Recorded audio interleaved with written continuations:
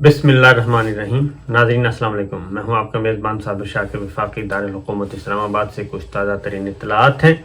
जैसे जैसे वक्त करीब आ रहा है 29 नवंबर, एक बार फिर मुख्तलिफ ख़बरें जो हैं अफवाहों की सूरत में गर्दिश कर रही हैं और कुछ जर्नलिस्ट जो हैं अब बाकायदा तौर पे ये ख़बरें दे भी रहे हैं और ट्वीट्स भी कर रहे हैं और बता भी रहे हैं कि आखिर 29 नवंबर के बाद सूरत हाल क्या होगी, क्या जनरल कमर जावेद बाजवा साहब आर्मी चीफ होंगे या नहीं होंगे, और अगर नहीं होंगे तो फिर किसने आर्मी चीफ होना है। ये अफसोसनाक है, वैसे तो ये बहस नहीं होनी चाहिए। मैंने पहले भी एक व्लॉग इस पे करवाया था कि ये सिर्फ पाकिस्तान में ही है कि पाकिस्तान में हर 3 साल के बाद जब नवंबर जैसे जैसे करीब आता है तो एक भौंचाल सा आ जाता है, सियासी जल्जला आ जाता है कि जनाब आर्मी चीफ क्या होना है, किसने होना है, कौन से नंबर वाले आएंगे, कैसे आएंगे। तो ये चीज़ें अब दोबारा से हरकत में आ चुकी हैं, दोबारा से सिस्टम ऑन हो गया है। और मैं सिर्फ इतना ही कहूँगा कि अभी तक ये सारे मसले का हल निकल सकता है अगर DGISPR जनाब मेजर जनरल बाबर इफ्तिखार साहब एक प्रेस कॉन्फ्रेंस कर दें या एक छोटा सा ट्वीट कर दें या एक छोटा सा ख़बर दे दें कि जनाब ऐसा कुछ भी नहीं है। लेकिन ISPR की तरफ से मुकम्मल तौर पे खामोशी जो है वो ज़्यादातर असल में इन ख़बरों को हवा दे रही है कि एक्सटेंशन का मामला अभी तक मौजूद है, और अगर एक्सटेंशन का मामला अभी तक मौजूद है तो फिर इसका हल क्या निकलेगा। उसकी वजह यह है कि अब मुख्तलिफ़ चीज़ें आ रही हैं। पहली बात तो यह है कि दूसरी टेनोर है। अब एक और ख़बर आई है, हमारे दोस्त हैं, कुलीग हैं, फ़याज़ राजा साहब, उन्होंने दी है कि जनाब अब एक और तजवीज़ ज़ेर गौर है, और वो तजवीज़ है कि 6 माह की तौसीअ दे दी जाए। मैं समझता हूँ कि इससे बड़ा मजाक कोई और हो नहीं सकता कि अफ़वाज पाकिस्तान और ये दुनिया की टॉप 5 जो हैं, टॉप 6 जो अफ़वाज हैं उनमें शुमार होता है। और फिर पाकिस्तान जो है वो माशाल्लाह से जौहरी ताकत है, इस्लामी मुल्क, वाहिद इस्लामी मुल्क है जो कि जौहरी ताकत भी है। तो उसके बारे में इस तरह की एडहॉकिज़म आई थिंक सूट नहीं करती। और मैं ये फिर कहूँगा कि DGISPR फ़ौरन अफ़वाज पाकिस्तान के तर्जुमान हैं, वो आएँ, इंटर सर्विसेज पब्लिक रिलेशंस के वो आएँ और आकर बताएं कि जनाब ऐसा कुछ नहीं है, और जो ऐलान पहले किया जा चुका है army chief general Qamar Javed Bajwa उसी फैसले पर कायम है। मुझे भी जज साहब ने बताया था और उसके बाद DGISPR ने भी प्रेस कॉन्फ्रेंस करते हुए बता दिया था कि ये सारा कुछ बुलशिट है, ये कुछ भी नहीं है, और वो मुकर्ररा मुद्दत पे रिटायर हो जाएंगे। तो मेरा ख्याल है ये आ जाए तो ये सारी क्या सराइयाँ भी दम तोड़ देंगी, गैर यकीनी सूरत हाल भी ख़त्म हो जाएगी, क्योंकि अब वक्त बहुत करीब आ चुका है। बहरहाल ये फैसला उन्होंने करना है। इस वजह से बहुत ज़्यादा मसाइल इस वक्त जन्म ले रहे हैं, बहुत ज़्यादा मसाइल जन्म ले रहे हैं, और ऐसे है जैसे रियासत का निज़ाम जो है वो एक मुअल्लक़ हो गया है, रुका हुआ है, और सबकी नज़रें 29 नवंबर पे लगी हुई हैं। हालांकि ये कोई ऐसी चीज़ होनी नहीं चाहिए। हम दुनिया भर के ममालिक में देखते हैं कि आर्मी चीफ तब्दील होता है, किसी को पता ही नहीं होता कि कौन से आर्मी चीफ आए और कौन से गए। मेरा ख्याल है कि हमारे पड़ोसी मुल्क हैं, इंडिया है, बांग्लादेश है, श्रीलंका है, चाइना है, अफ़गानिस्तान है, नेपाल है। इन मुल्कों के अगर आप किसी पूछें, ईरान है, किसी से पूछें कि आर्मी चीफ का नाम क्या है, तुर्की है, तो किसी को नहीं पता होगा। लेकिन ये पाकिस्तान में चूँकि एक मामला चल रहा है और साल हर साल से चल रहा है, कई दहाइयों से चल रहा है, तो यहाँ पे एक बहुत ही ये बहस होती है, जिससे मैं समझता हूँ कि इदारा जो है वो कमज़ोर होता है और इदारा तनकीद की जद में आता है, और बिला वजह वो है सोशल मीडिया पे, डिजिटल मीडिया पे ख़बरों की जीनत बनता है। तो बहरहाल अब अगली खबर लेते हैं जी। ये फिर वही बात है कि अफ़वाज पाकिस्तान जिनका काम है, अफ़वाज पाकिस्तान के तर्जमान, उनको आना चाहिए आगे और उनको बताना चाहिए और ये कन्फ्यूजन ख़त्म कर देना चाहिए। वैसे तो मैं कहूँगा कि जनरल साहब खुद ही इस बारे में कह दें 2 लफ्ज़ तो आई थिंक सिचुएशन क्लियर हो जाएगी। बहरहाल क्योंकि मैं ये बता दूं कि इस वक्त इसको ایک ٹول کے طور پہ استعمال کیا جا رہا ہے. یہ جو ایکسٹینشن کا کارڈ ہے اس کو بارگیننگ چپ کے طور پہ استعمال کیا جا رہا ہے اور بڑا ہی مس یوز کیا جا رہا ہے، بلکہ میں تو کہوں کہ غلط استعمال کیا جا رہا ہے اس کا. اور ہر تیسرے دن، چوتھے دن، پانچویں دن یہ خبر آ جاتی ہے اور خبر آ جاتی ہے جناب، پھر وہی بحث شروع ہو جاتی ہے. بہرحال دیکھتے ہیں کیا ہوتا ہے جی اس سلسلے میں، کیونکہ یہ خیر ایک الگ بحث ہے. عمران خان صاحب جو اتنے زیادہ ایگریسو ہو رہے ہیں، اور خاص طور پہ ایک تو مقبولیت تو ان کی ہے ہی ہے، وہ بڑھ رہی ہے، اور 25 ستمبر کو 9 حلقوں میں الیکشن ہے قومی اسمبلی کے، اور 9 کے 9 حلقوں میں عمران خان صاحب نے چیلنج کر رکھا ہے اور وہ خود میدان میں اترے ہیں تمام تر رکاوٹوں کے باوجود. اور 25 ستمبر بھی قریب آ رہا ہے اور زیادہ دور نہیں ہے.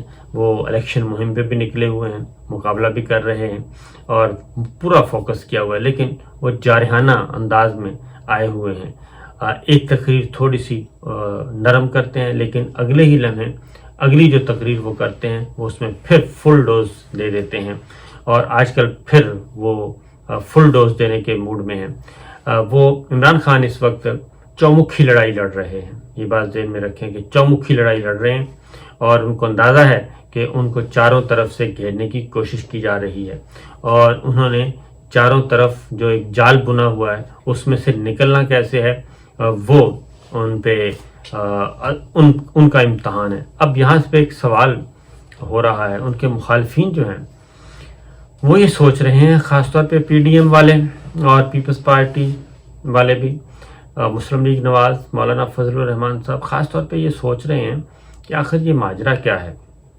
اور ان کے ادروائز جو مخالفین ہیں وہ بھی سوچ رہے ہیں کہ یہ خان صاحب کے پیچھے کون سی قوت ہے، اور خان صاحب کے پاس کون سی ایسی گدڑ سنگھی ہے کہ وہ کہیں سے بھی کمزور نظر نہیں آ رہے، اور ان کے خلاف پوری پارٹی کو فارغ کرنے کا پلان بنایا گیا، یعنی ممنوعہ فنڈنگ میں.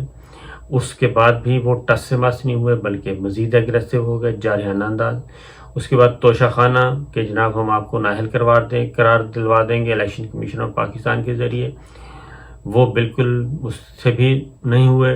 ڈاکٹر شہباز گل اٹھا لیا گیا ان کے چیف آف سٹاف کو، اور ان کے ساتھ جو کچھ بہیمانہ قسم کا تشدد کیا گیا، سلوک کیا گیا.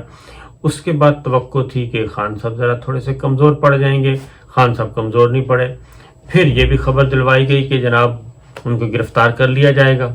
اس کے بعد پھر یہ خبر آئی کہ ان کے گھر کی تلاشی لی جائے گی بنی گالہ کی، ڈاکٹر شہباز گل سے جو معلومات ملی ہیں اس کی روشنی میں.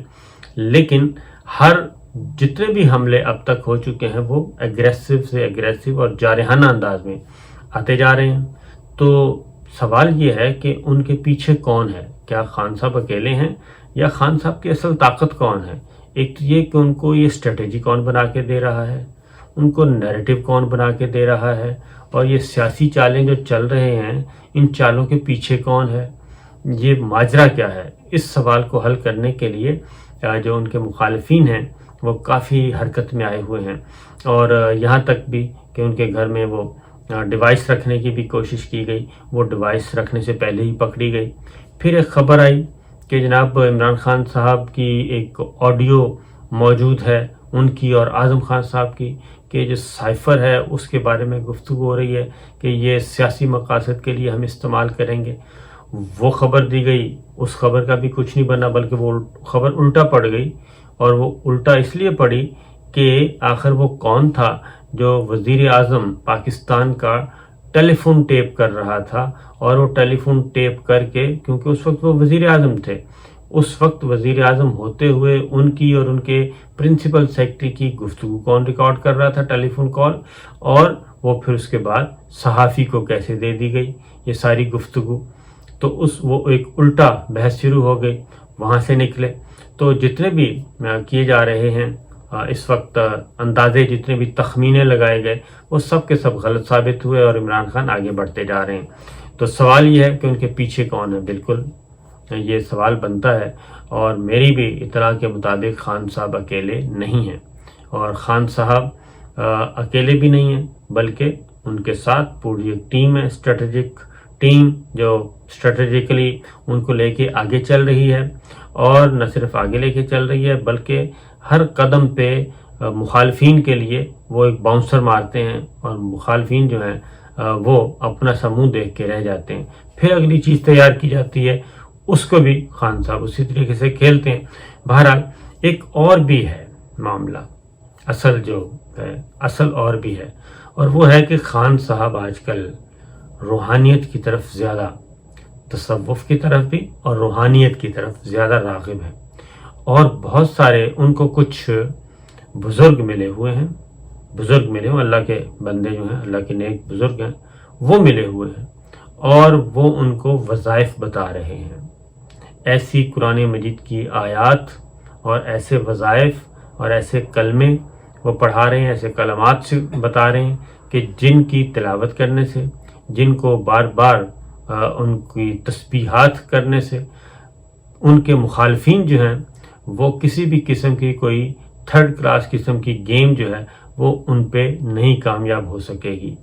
اور اس پہ پورے ایمان کے ساتھ عمران خان صاحب جو ہیں، اور دوسرا ان کو کچھ دی ہوئی ہیں چیزیں پڑھنے کے لیے، کچھ قرآن مجید کی آیات پڑھنے کے لیے بھی دی ہوئی ہیں، اور ادروائز بھی وہ اسٹڈی کر رہے ہیں. مختلف کتابوں کا کتب جو ہیں ان کے اس وقت زیر استعمال ہیں، ان کی وہ اسٹڈی کر رہے ہیں، اور اپنے آپ کو پالش بھی کر رہے ہیں، اور ساتھ جو انٹرنلی اعصابی طور پہ مضبوط کرنے کے لیے اپنے آپ کو، وہ حقیقت میں کچھ تسبیحات اور کچھ وظائف کا جو ہے وہ کر رہے ہیں، اور ان کے ہاتھ میں تسبیح بھی ہوتی ہے.